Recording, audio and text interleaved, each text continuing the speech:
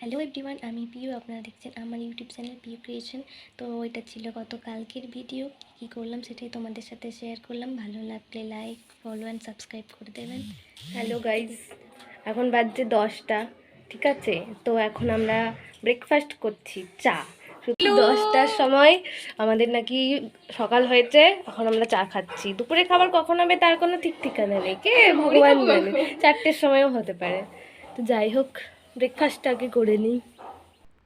তো চা ফা খেয়ে আমরা বেরিয়ে পড়লাম একটু বাজারের উদ্দেশ্যে। কিছু কেনাকাটা করার ছিল, রান্নাবান্না করতে হবে তো সেই জন্য। তো বাজার গিয়ে কিছু কেনাকাটা করে নিলাম। এরপর বাড়ি এসে স্নান টান করে রেডি হয়ে গেলাম রান্নার জন্য। রান্না করতে হবে। তো আজকে হবে ডিমের ঝোল আর পেঁয়াজ কলি আলু ভাজা। ডিমের ঝোল করার জন্য প্রথমে ডিম দুটো ফেটিয়ে ভেজে নিলাম।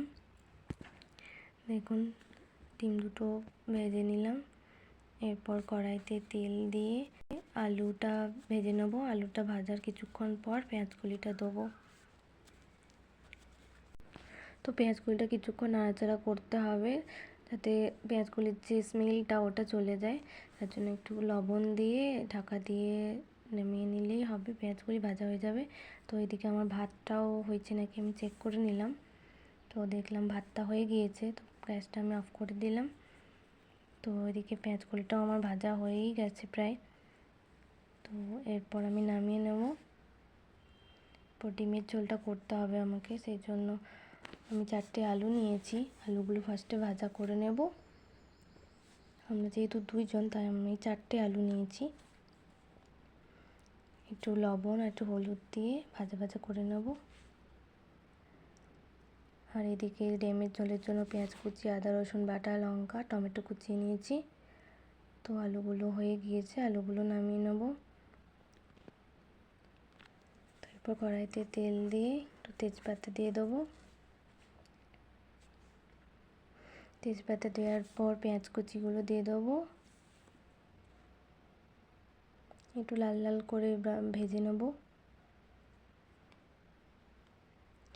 আর এদিকে একটা পাত্রে লঙ্কা গুঁড়ো আর হলুদ গুঁড়ো জল দিয়ে ভিজিয়ে দেব যাতে মশলার জন্য দিতে সুবিধে হয়। আর এদিকে আমি ক্যামেরাটা অন করতে ভুলে গিয়েছিলাম। প্রথমে পেঁয়াজ কুচিটা দেওয়ার পর রসুন কুচি, আদা কুচি দিয়ে এই মশলাটা দিয়ে দিয়েছিলাম। টমেটো আর কাঁচা লঙ্কা দিয়ে দিয়েছিলাম। তারপর তেল ছেড়ে গেলে আলুগুলো দিয়ে দেবো।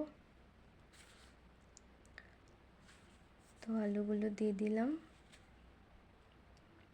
পর একটু নাড়াচাড়া করে কষিয়ে নিয়ে জল দিয়ে দেবো। দিয়ে ফুটতে শুরু করলে আমরা ডিমগুলো দিয়ে দেবো।